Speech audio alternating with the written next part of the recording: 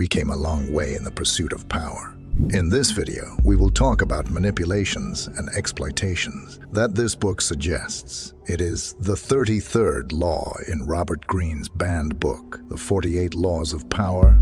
This video is for information and entertainment purposes only.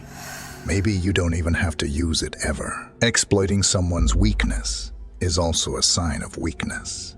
With that said, let's start today's video. Chapter 1. Understanding.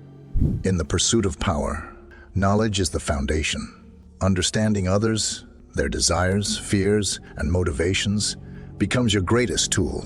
We are all driven by something, whether it is a need for validation, a deep-seated insecurity, or an unfulfilled longing. To discover these hidden vulnerabilities, one must listen carefully and observe without judgment. Human beings, by their very nature, reveal themselves in subtle ways. A glance, a hesitation in speech, or an unexpected reaction. Each of these can be a glimpse into their inner world.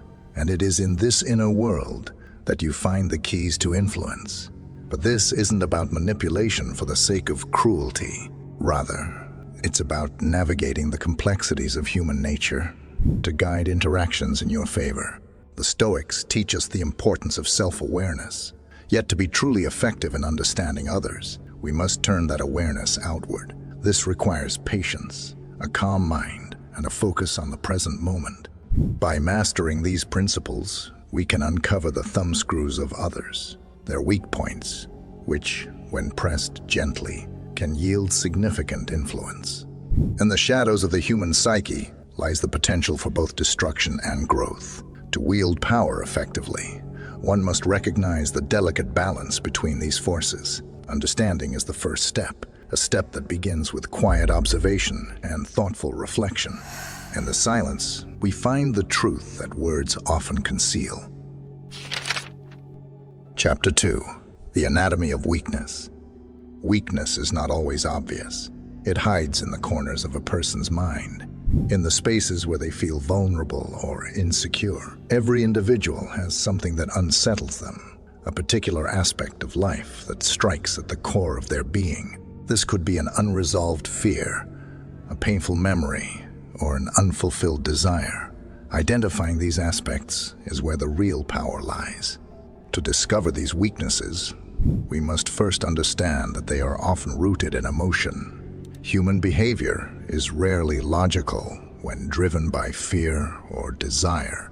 Cognitive biases, like confirmation bias, where people see only what they wish to see, or the sunk cost fallacy, where they cling to what's familiar, often cloud judgment. These biases are not flaws in character, but are intrinsic to the human experience. By recognizing them, we can navigate interactions with a deeper understanding.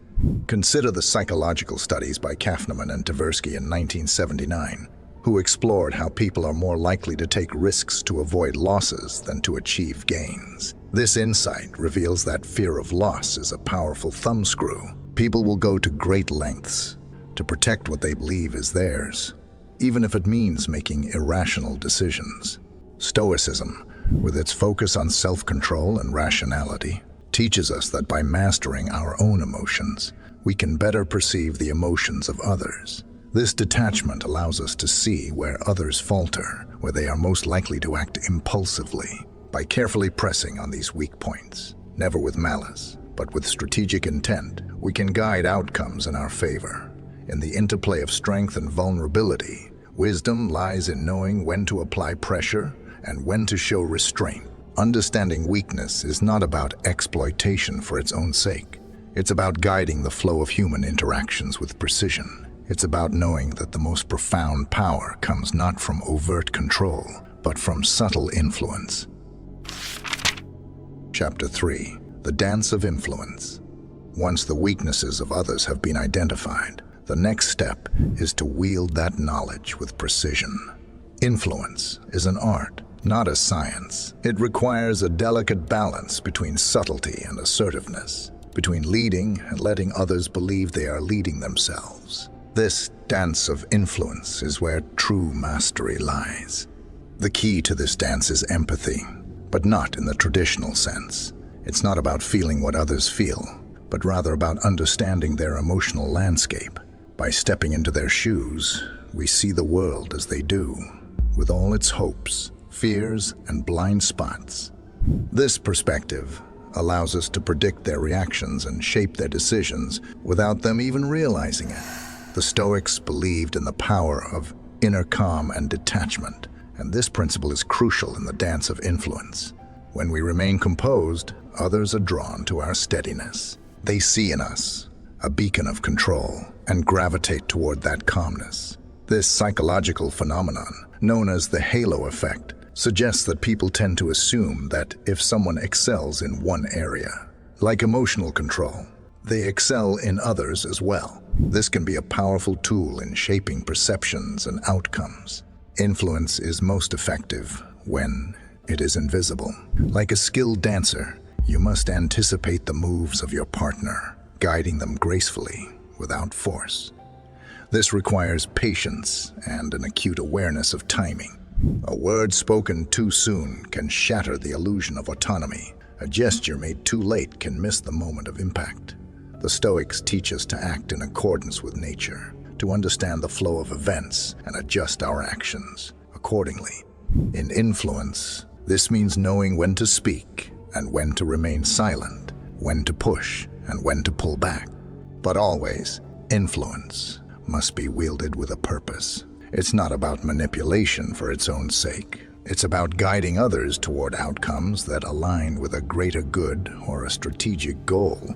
The dance of influence is a subtle art, where every move is calculated, every word is measured, and the ultimate goal is achieved not through force, but through finesse. Just a quick reminder, if you're enjoying this video, please consider like and subscribe, and thanks a lot if you did already. Moving on. Chapter 4. The Power of Silence. In the realm of influence, words can be powerful, but silence often speaks louder. The power of silence lies in its ability to create space, to allow others to reveal themselves, and to unsettle those who are accustomed to filling every moment with noise. Silence is a tool that, when used strategically, can draw out the truths that others may seek to hide. In conversation, silence can act as a mirror. When we remain quiet, others feel compelled to fill the void. This can lead them to reveal more than they intended, to speak of their fears, desires, and insecurities without realizing the depth of their disclosure.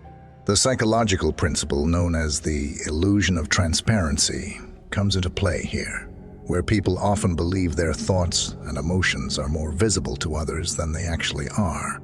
This leads them to over-explain, inadvertently exposing their weaknesses.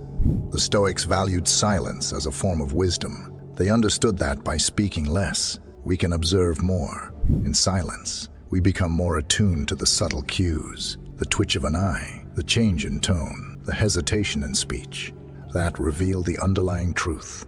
Silence allows us to listen deeply, not just to the words spoken, but to the emotions and intentions behind them.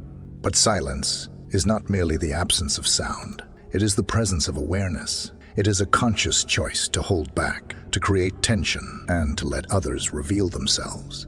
This can be disarming to those who are not accustomed to it, making them more vulnerable and open to influence. The power of silence lies in its ability to shift the balance of power in a conversation. When you control the silence, you control the pace and direction of the interaction. In practice, using silence effectively means knowing when to pause, when to let a question hang in the air, and when to let your silence speak volumes. It requires a calm and composed demeanor, rooted in the Stoic principle of apothecary, freedom from passion, which allows you to remain unaffected by the emotional fluctuations of others. By mastering silence, you create an environment where others feel compelled to fill the void, often revealing their deepest concerns and opening the door to influence. In the end, silence is a subtle but potent force. It is the space between words that can shift the dynamics of power, the quiet moment that can change the course of a conversation, and the unspoken understanding that can lead others where you wish them to go. Chapter 5. The Ethical Edge. As we navigate the intricate paths of influence and power, there arises an inevitable question. How do we balance the pursuit of power with ethical responsibility? The knowledge of another's weakness grants us significant power, but it also burdens us with the responsibility of its use. Power, when exercised without conscience, becomes tyranny. However, when guided by principles, it transforms into leadership. The Stoics believed in living in harmony with nature and reason, upholding virtues such as wisdom, justice, courage, and temperance. These virtues serve as a compass, guiding us in our interactions with others. The knowledge of another's thumbscrew, their vulnerabilities, should never be wielded recklessly. Instead, it should be used with discernment, always considering the greater good. The psychological concept of the golden rule, treat others as you would like to be treated, can also be applied here. Empathy and respect should temper our actions. Recognizing another's weakness gives us the opportunity to lead, not to exploit. It allows us to offer guidance, to help others navigate their challenges, and to influence in a way that is constructive rather than destructive. The Stoics emphasize the importance of intention. Our actions should not be driven by a desire for personal gain at the expense of others, but by a commitment to what is right.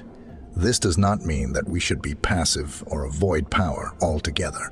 On the contrary, Stoicism encourages us to engage with the world fully, to take on responsibilities, and to lead with strength and integrity. However, it teaches us to do so with a clear conscience and a focus on the common good.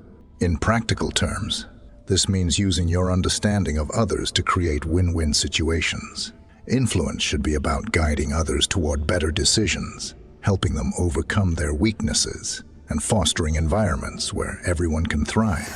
When you press on someone's thumbscrew, keep in mind you should stay by your values, even in pursuit of seeking power, cause using someone will destroy your relationships and also make your reign short-term.